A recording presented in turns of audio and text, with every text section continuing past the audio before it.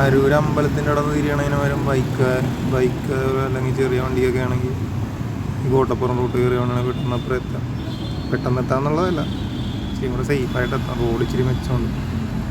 Road അത്യാവശ്യം കൊള്ളാവുന്ന റോഡാണ്. ആ വഴി കയറി പോകണമെങ്കിൽ പെട്ടെന്ന് എത്തും അപ്പുറത്തേക്ക്.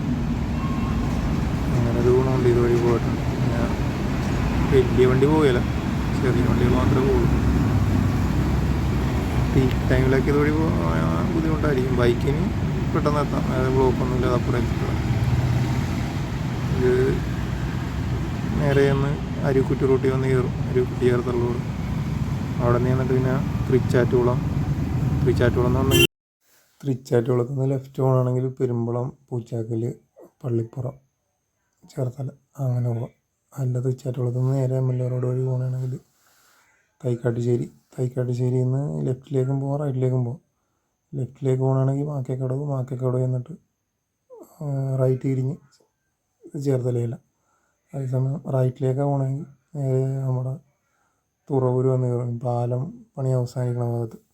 അവിടെ നിന്ന് ലെഫ്റ്റ് കയറി ചേർത്തല നേരം.